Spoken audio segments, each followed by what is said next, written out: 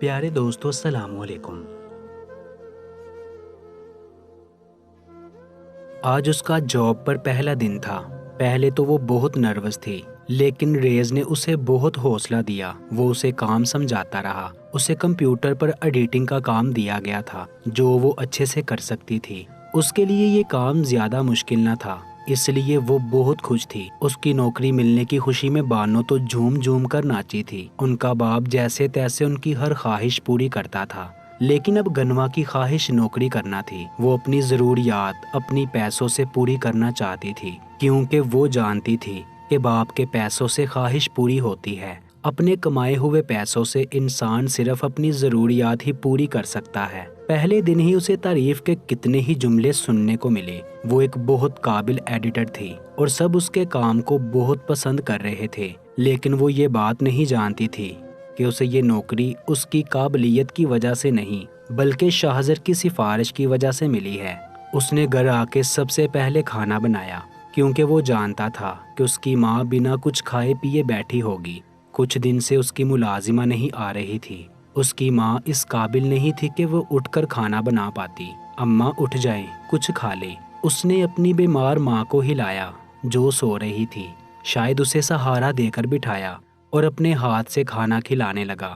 وہ اپنی ماں کی ہمت پر بہت حیران ہوتا تھا، جس نے 6 مردہ اولادیں پیدا کی اور 7ویں اولاد شاریز تھا۔ شاریز 7 سال کا تھا جب اس کا باپ مر گیا۔ اس کے سسرال والوں نے سہارا دینے سے منع کر دیا۔ لوگوں کے برتن مانج کر ان کے گھر صفائیاں کر کے اس نے بڑی مشکل سے اپنے بیٹے کو پالا تھا، اور اب وہ بیٹا اپنی ماں کا خیال رکھتا تھا، کیونکہ وہ جانتا تھا کہ اس کی ماں نے بہت مشکل وقت گزارا ہے۔ اب شاریز خود اپنی ماں کا سہارا بن چکا تھا۔ تو شادی کر لے پتر، پتہ نہیں میں کب مر جاؤں، اکیلے کیسے رہے گا تو؟ اماں ایسی باتیں کیوں کرتی ہے؟ کچھ نہیں ہوگا، میں مرنے سے پہلے تیرے بچوں کو کھلانا چاہتی ہوں، اماں نے اسے دیکھتے ہوئے کہا۔ تو ایسا کہے نہ کہ پوتے پوتیوں کو دیکھنا چاہتی ہے، مرنے کی باتیں کیوں کر رہی ہیں؟ شاریز نے برا مناتے ہوئے کہا۔ اچھا نہیں کرتی باتیں مرنے کی، لیکن تو شادی کر لے۔ وہ پڑوس کی نجمہ ہے نا، اس سے کہوں گی کہ تیرے لیے کوئی لڑکی ڈھونڈے۔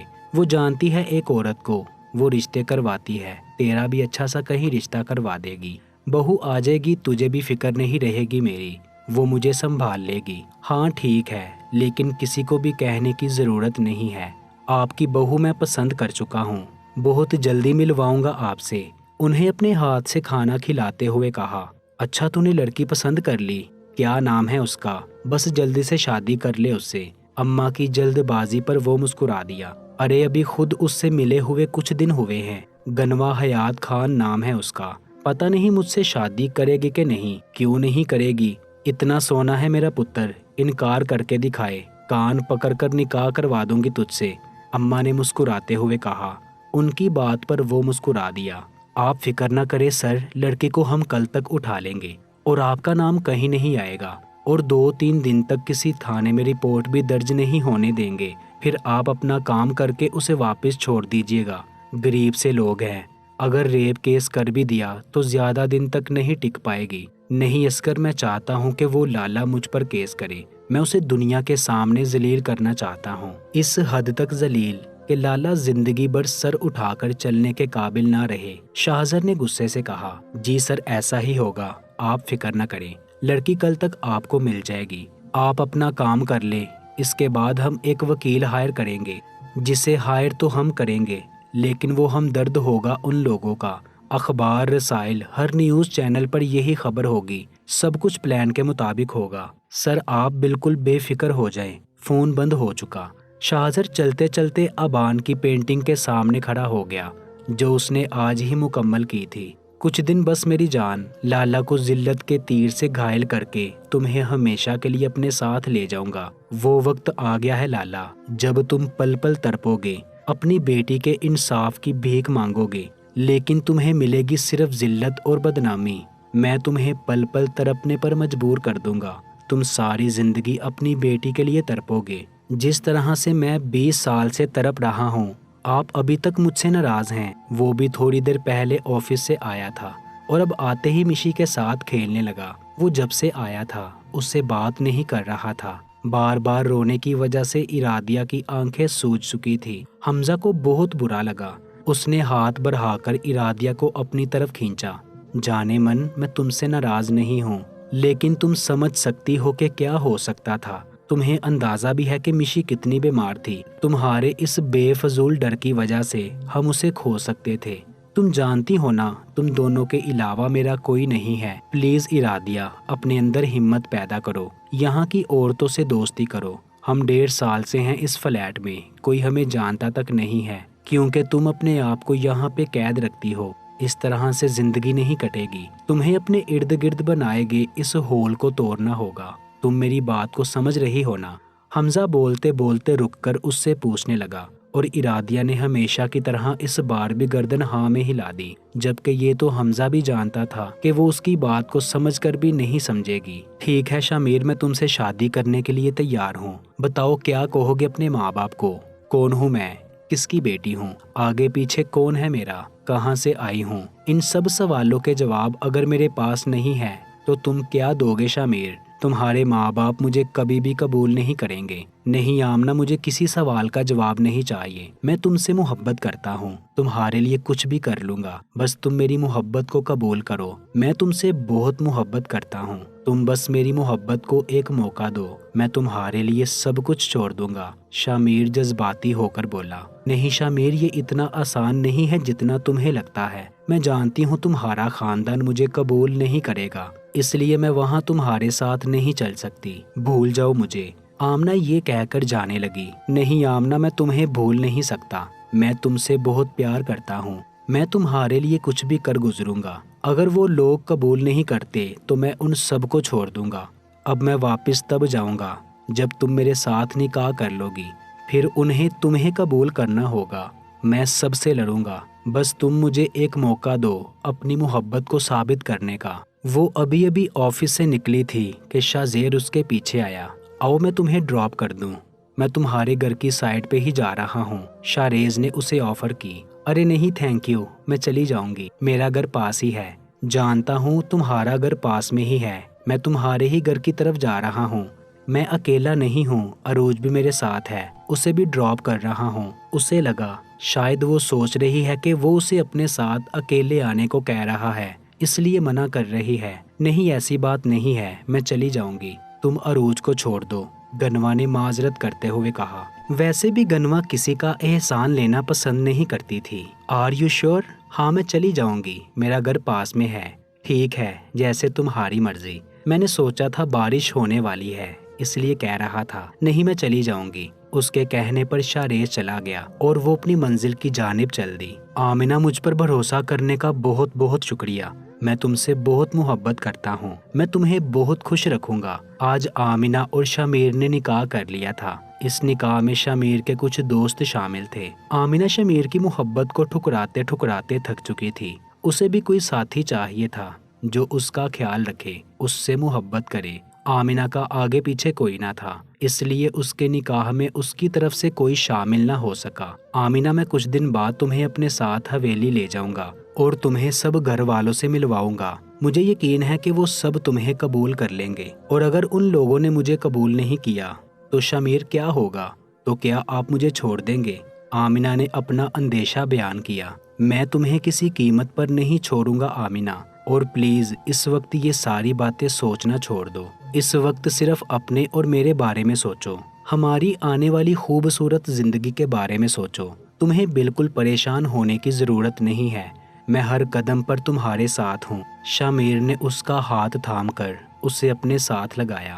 زندگی میں پہلی بار اپنے ہم سفر کا آسرا پا کر آمنہ نے اللہ تعالیٰ کا شکریہ ادا کیا۔ سر، لالا کی بیٹی ہمارے قبضے میں ہے، بتائے اسے اس وقت ہم کہاں پہنچائے؟ اسے میرے گھر پہ لے آؤ، شاہزر نے کہا۔ لیکن سر گھر پہ، میرا مطلب ہے یہ کام گھر پہ کرنا ٹھیک نہیں ہوگا۔ نہیں، تم اسے میرے گھر ہی لاؤ، یہ کہہ کر شاہزر نے فون بند کر دیا۔ کیا میں جو کر رہا ہوں وہ ٹھیک ہے؟ کیا مجھے اس لڑکی کے ساتھ ایسا کرنا چاہیے؟ ہاں، جو کچھ کر رہا ہوں بالکل صحیح ہے۔ وہ لڑکی لالا کی بیٹی ہے اور میں صرف اپنا انتقام لے رہا ہوں، لیکن وہ لڑکی بے قصور ہے، اس کی کوئی غلطی نہیں ہے۔ شاہزر کا ضمیر اسے جھنجھوڑ رہا تھا۔ غلطی ہے، اس نے مجھے تھپڑ مارا تھا، تو کیا ایک تھپڑ مارنے کی اتنی بڑی سزا کہ وہ ساری زندگی سر اٹھا کر چلنے کے قابل ہی نہ رہے؟ یہ سب کچھ مت سوچ شاذر، وہ وقت یاد کر جب لالا نے تیری ہر خوشی تباہ کر دی تھی۔ اس نے تجھ سے تیری زندگی تک چھین لی، لیکن تو زندہ ہے کیونکہ تجھے انتقام لینا ہے۔ بڑے سے شیشے کے سامنے کھڑا وہ اپنے ضمیر کا قتل کر رہا تھا جس میں وہ کامیاب ہو گیا تھا۔ وہ اٹھ کر اپنے گھر جانے لگا جہاں آج اس نے اپنا 20 سال پرانا انتقام لینا تھا۔ آج میں دشمن کی بیٹی کے ساتھ وہی کروں گا جو اس نے آپ کے ساتھ کیا تھا۔ کل تم طاقتور تھے لالا، آج میں ہوں اور میں تم سے زیادہ گر کے دکھاؤں گا۔ حمزہ ان دنوں بہت بزی تھا، رات بہت دیر سے گھر واپس آتا۔ شاذر کے نہ ہونے کی وجہ سے سارا کام اس پہ آ گیا تھا۔ وہ صبح صبح ہی کام پر نکل جاتا اور پھر رات دیر گھر واپس آتا۔ اس کی وجہ سے آج کل وہ مشی پر بالکل دھیان نہیں دے پا رہا تھا۔ ارادیہ 2-3 بار کہہ بھی چکی تھی کہ آج کل اس کا دھیان گھر پہ بالکل نہیں ہے۔ وہ جب گھر آتا تو مشی سو رہی ہوتی۔ تھکاوٹ کی وجہ سے آج کل رات میں مشی کے رونے کی وجہ سے بھی اس کی آنکھ نہ کھلتی۔ صبح آنکھ کھلی تو مشی اس کے ساتھ برابر سو رہی تھی۔ وہ پچھلے 4 دن سے اپنے باپ کو کتنا مس کر رہی ہوگی، یہ تو وہ خود بھی سمجھتا تھا۔ حمزہ نے بے اختیار جھک کر اس کے دونوں گالوں کو چوما۔ آئی مس یو میری جان۔ جب اس کی جارحانہ پیار سے بھی وہ نہ جاگی تو اسے زبردستی جگانے لگا۔ اسے آفس جانے میں صرف 10 سے 15 منٹ باقی تھے اور یہ وقت وہ مشی کے ساتھ گزارنا چاہتا تھا، لیکن اس کی نیند تو باپ سے بھی آگے تھی۔ کیا کر رہے ہیں آپ؟ حمزہ آپ تو چلے جائیں گے، بعد میں مشی رو رو کر یہ میری درگت بنا دے گی۔ ارادیہ نے کمرے میں آتے ہوئے اسے ٹوکا۔ تو میں کیا کروں یار، میں اسے مس کر رہا ہوں۔ حمزہ نے اسے اٹھا کے اپنی گود میں رکھ لیا۔ مشی اٹھو، دیکھو بابا کب سے آپ کو جگا رہے ہیں۔ حمزہ مشی کے کان میں سرگوشی کرتے ہوئے بولا اور ارادیہ اسے گھورنے لگی، جس پر ارادیہ کی کسی بات کا کوئی اثر نہ ہوا تھا۔ کبھی ایسا ہو سکتا ہے میں آپ کو کسی کام کے لیے منع کروں اور آپ وہ نہ کریں۔ ایسا ہو سکتا ہے کہ میں تمہیں کسی کام کے لیے منع کروں اور تم نہ کرو۔ حمزہ نے اسے دیکھتے ہوئے کہا۔ ارادیہ جانتی تھی کہ وہ کس بارے میں بات کر رہا ہے۔ حمزہ کے اتنا کہنے کے بعد بھی وہ گھر سے باہر نہ نکلی تھی۔ حمزہ سے بحث کرنا بیکار تھا، اس لیے وہ اٹھ کر باہر آ گئی۔ جبکہ تھوڑی دیر بعد کمرے سے مشی کے کھلکھلانے کی آواز آنے لگی۔ یقیناً حمزہ اسے جگانے میں کامیاب ہو چکا تھا۔ وہ آیا تو اس کا آدمی گنوا کو اٹھا کر لے آ چکا تھا۔ کہاں ہے وہ لڑکی؟ شاذر نے پوچھا۔ سر اس کمرے میں۔ ٹھیک ہے اب تم لوگ جاؤ، باہر انتظار کرو، تھوڑی دیر بعد تم لوگ اسے لے جانا اور لالا کے گھر پھینک آنا۔ ٹھیک ہے سر جی، یہ کہہ کر اس کا آدمی باہر چلا گیا۔ جبکہ شاذر اس کمرے میں آیا۔ کمرے میں مکمل اندھیرا تھا۔ اسے زمین پر بٹھایا گیا تھا اور اس کے ہاتھ رسیوں سے باندھے ہوئے تھے۔ وہ گھٹنوں میں منہ دیے رو رہی تھی۔ کسی کا عکس دیکھ کر وہ بولی، کون ہے وہاں؟ مجھے کیوں لائے ہو یہاں پہ؟ پلیز مجھے جانے دو، میں نے کیا بگاڑا ہے تمہارا؟ کیوں لائے ہو مجھے یہاں پر؟ کیوں باندھا ہوا ہے مجھے یہاں؟ کھولو مجھے۔ وہ باقاعدہ رونے لگی، جبکہ اس کے اس طرح سے رونے پر شاذر کو اس پر ہنسی آ رہی تھی۔ اتنی بھی کیا جلدی ہے؟ اس دن تو شیرنی بنی ہوئی تھی اور آج کیسے بھیگی بلی بن گئی؟ یہ سب کچھ تمہارے اس تھپڑ کی وجہ سے ہوا ہے۔ اگر تم مجھ پر ہاتھ نہیں اٹھاتی تو شاید تمہیں یہاں کبھی نہ آنا پڑتا۔ لیکن فکر مت کرو، تم کچھ پل کی مہمان ہو یہاں پر۔ دروازے پر کھڑے ہو کے وہ مغرورانہ انداز میں بول رہا تھا۔ بس کچھ دیر، جب تک میں تم سے اس تھپڑ کا بدلہ نہیں لے لیتا۔ میرے آدمی خود تمہیں تمہارے گھر چھوڑنے جائیں گے، لیکن اس کے بعد تم کسی پر ہاتھ اٹھانے کے قابل نہیں رہو گی۔ تھوڑی دیر سر اٹھا کر جی لو، کیونکہ آج سر اٹھا کر جینے کا آخری دن ہے تمہارا۔ آج کے بعد جب اپنا آپ آئینے میں دیکھو گی تو خود سے بھی کبھی نظریں نہیں ملا پاؤ گی۔ مبارک ہو تمہیں، تمہاری بہادری کا انعام دیا جا رہا ہے۔ نہیں تم میرے ساتھ ایسا نہیں کر سکتے۔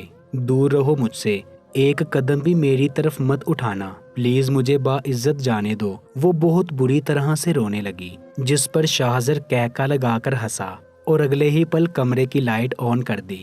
اس کی طرف اٹھتے ہی قدم شاذر کے وہیں رک گئے۔ کسی نے اس کے پیروں تلے سے زمین کھینچ لی تھی، کیونکہ سامنے زمین پر بیٹھی روتی تڑپتی اپنی عزت کی بھیک مانگتی لڑکی لالا کی بیٹی گنوا نہیں بلکہ اس کی پرنسس آبان تھی۔ پیارے دوستو، ایسی ویڈیوز کے لیے ہمارے چینل کو سبسکرائب کر دیں۔ شکریہ۔